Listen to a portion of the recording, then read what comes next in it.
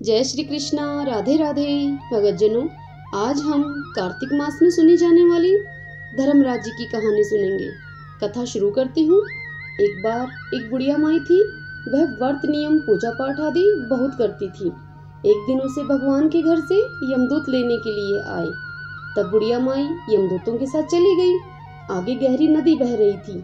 तब बुढ़िया माई नदी में डूबने लगी। तब यमदूतों ने पूछा कि माई, कभी गाय दान की हुई है क्या? तब बुढ़िया माई ने मन ही मन गाय माता का ध्यान किया तो गाय माता वहां पर उपस्थित हो गई और फिर बुढ़िया माई ने गाय की पूंछ पकड़कर नदी को पार कर लिया। अब बुढ़िया माई आगे गई तो काले कुत्ते उसे खाने के लिए दौड़े। तब यमदूत ने फिर से पूछा कि माई, कभी कुत्ते को रोटी दी है क्या? माई ने तब कुत्ते का ध्यान किया मन ही मन और वह कुत्ते वहां से चले गए। जो बुढ़िया माई को खाने के लिए आए थे वो चले गए। आगे चली तो काले कोए बुढ़िया माई के सर पे चोंच मारने लगे। तब यमदूत ने कहा कि बुढ़िया माई, कभी किसी ब्राह्मण की बेटी को सिर में तेल लगाने के लिए दिया है क्या? बुढ़िया माई ने झट से ब्राह्मण की बेटी का मन ही मन ध्यान किया तो कौओं ने चोंच मारना बुढ़िया माई को छोड़ दिया। तत्पश्चात बुढ़िया माई आगे बढ़ी तो उसके पैरों में कांटे चुभने लगे। तब यमदूत ने फिर से पूछा कि माई, कभी चप्पल दान की है क्या? बुढ़िया माई ने याद किया तो बुढ़िया माई के पैरों में चप्पल आ गई। फिर बुढ़िया माई आगे बढ़ने लगी तो यमदूत बुढ़िया माई को यमलोक ले गए। तब चित्रगुप्त जी ने यमदूतों से पूछा कि यह आप किसको ले आए हो? तब यमदूतों ने कहा कि इस बुढ़िया माई ने दान पुण्य आदि बहुत किया है।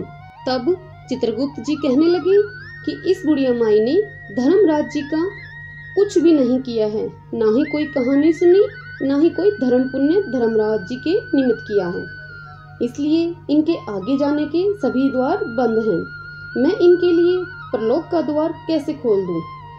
यह सारी बात सुनने के बाद बुढ़िया माई यमराज जी से विनम्र प्रार्थना करने लगी और बोली कि आप मुझे 7 दिन के लिए धरती पर जाने की आज्ञा दें। मैं 7 दिन तक धर्मराज जी की कहानी सुनकर कहानी का उद्धापन करने के बाद यहाँ पर मैं वापस चली आऊंगी। और फिर बुढ़िया माई आज्ञा लेकर धरती पर वापस आ गई। अब पूरे गांव में यह खबर फैल गई कि बुढ़िया माई भूतनी का रूप धारण करके गांव में धरती पर वापस आ गई है। जैसे तैसे बुढ़िया माई अपने बेटे बहू के घर गई तो बेटे बहू ने भूतनी समझकर घर के द्वार बंद कर दिए। तब उसने अपने बेटे और बहू से कहा कि बेटा, मैं भूतनी नहीं हूँ, मैं धर्मराज जी के कहने के अनुसार यहाँ पर वापस आई हूँ। मैं नियम अनुसार प्रत्येक दिन धर्मराज जी की कहानी सुनकर उसका उद्धापन करके फिर परलोक वापस चली जाऊंगी। यह सुनकर बेटे ने उद्धापन की सभी सामग्री अपनी माँ को एकत्रित करके दे दी, लेकिन बुढ़िया माई की कहानी का उसने उखाड़ा नहीं भरा। तब बुढ़िया माई ने पड़ोसन को सारी बात बताई और उसके पास गई और उससे अपनी कहानी को सुनने के लिए कहा। तब पड़ोसन ने उसकी कहानी सुनी और कहानी का हुंकारा भर दिया और इस प्रकार बुढ़िया माई ने 7 दिनों के पश्चात कहानी सुनकर कहानी का उद्धापन कर दिया और उद्धापन का सभी सामान भी दान कर दिया। तत्पश्चात धर्मराज जी ने बुढ़िया माई के लिए धरती पर विमान भेजा। उस विमान को देखकर सभी गांववासी स्वर्ग जाने को लिए तैयार हो गए। तब बुढ़िया माई कहने लगी कि मेरी कहानी तो सिर्फ इस पड़ोसन ने ही सुनी है। तो सभी गांव वालों ने बुढ़िया माई के पांव पकड़ लिए और धर्मराज जी की कहानी सुनने का आग्रह किया। फिर बुढ़िया माई ने सबको धर्मराज जी की कहानी सुनाई। कहानी सुनने के बाद सभी लोग उस विमान में बैठकर स्वर्ग पहुंच गए। तो धर्मराज जी ने कहा कि मैंने तो सिर्फ बुढ़िया के लिए ही विमान भेजा था, पर यहाँ तो सभी गांव के लोग आ गए हैं। तब बुढ़िया माई ने कहा कि मेरी कहानी इन सब ने ही सुनी है, इसलिए आधा पुण्य इनको भी दे दो।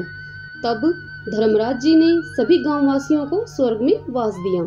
सो हे धर्मराज जी महाराज, जैसे बुढ़िया माई को आपने स्वर्ग का वास दिया, वैसे ही इस कथा को कहने, सुनने और हुंकारा भरने वालों को आप स्वर्ग में वास देना। सब बोलो धर्मराज जी महाराज की जय, यमराज जी महाराज की जय। जय श्री कृष्णा, राधे राधे।